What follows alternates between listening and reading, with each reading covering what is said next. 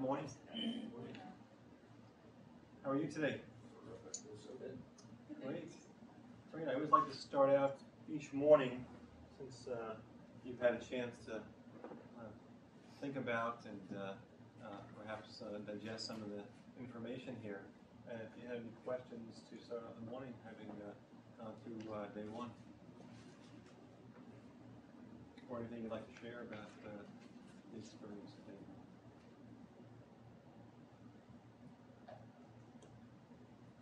You ready to just dive into day two? Yeah. Good. We shall do that. When I was studying Gestalt therapy many years ago, there was a term that Fritz Perls used, which was introject. And has anyone heard that term? An introject is defined by, I guess you can consider it a belief that has just been swallowed whole. It's sort of like when people say, I believe that whatever they say, it's like they haven't really thought about it. Maybe their parents believed it and they just accepted it as true. Versus something which, so the introject is like this idea of you swallowing whole, you're not chewing it, you're not digesting it. Like faith, perhaps? Yeah. I think it's like faith. It's like it's something you haven't thought a lot about, or discussed it, or gone through life experiences. There's some beliefs that we have from having gone through life and having had experiences, and we've come to those beliefs. Some of the NLP presuppositions that I gave you yesterday, I'm not asking you to swallow them whole. I'm not asking you to take it on as the NLP truth.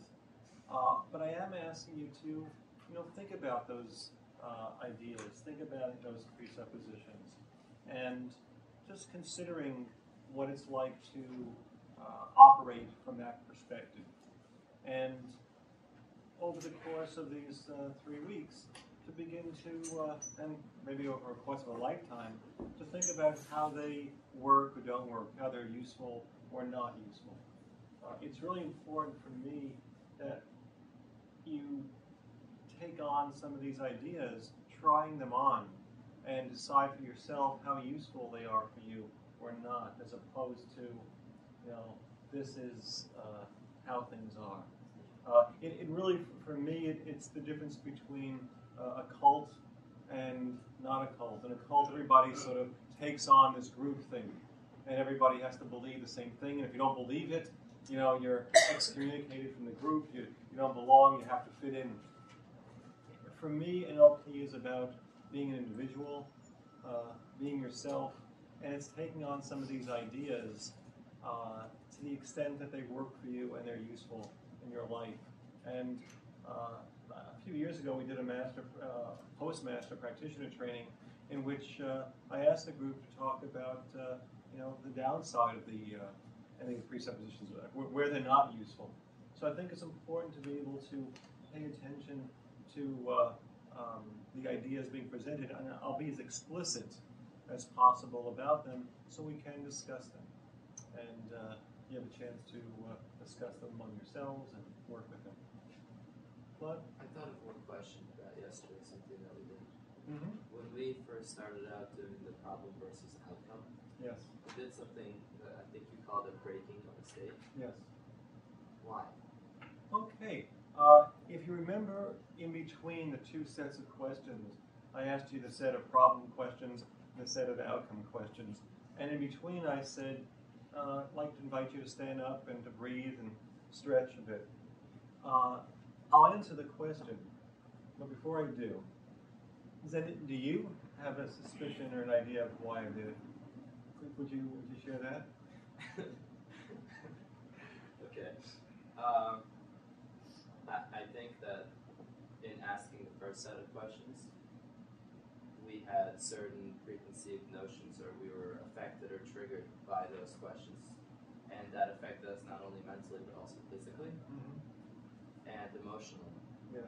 And so to have the second set of questions be effective, you have to shake that off and eventually break that state that those first set of questions put us Yeah.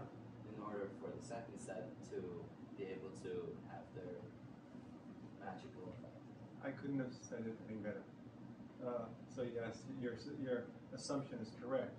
That when we answer the first set of questions, it's very likely that we get into in terms of if you really let those thoughts go in and you let those questions direct your consciousness, you'll probably be in a less than resourceful state. What's wrong with me? Whose fault is it? What are my limitations? So it actually can affect us emotionally and physically. By asking you to get up and change your physiology, it's a way of breaking out of that state. One way of changing state is by changing your physiology. You know, there's a difference between looking down, looking up, breathing shallow, breathing deep. So I was asking you to break the state so you'll be open to the other set of questions. You know, if someone is in a unresourceful state, you know, if I work with a client and they come in, they sit down, and they start off, you know, in this particular physiology, it's pretty likely that with their chest caved in and they're kind of going like this, you know, and I said, how are you? All right. So if I said to them, what do you want? Well, I want to be happy. You know, how will that be for you? How do you imagine it would be if you were happy? Oh, I'd have more friends. Obviously, the person is answering the question, but if you're in that physiology, it would be useful to get out of it. We'll talk more about physiology, particularly this afternoon, and how to change states. So that was the reason. Do you ask them to stand up, to sit up straight? I will. Or have them move and have them stand up.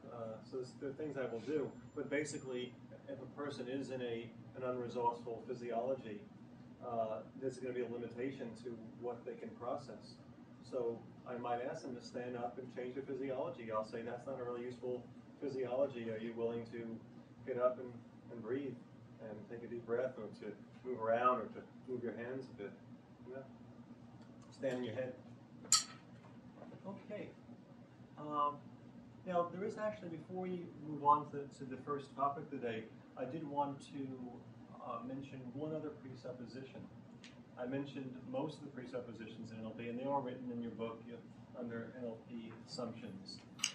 One I hadn't mentioned is this idea of our map. I mentioned this very early on yesterday about each of us has a unique map of the world. And there's a phrase in NLP that actually comes from Alfred Korzybski, who wrote a book in 1945, Science and Sanity, I believe is the title of the book. And he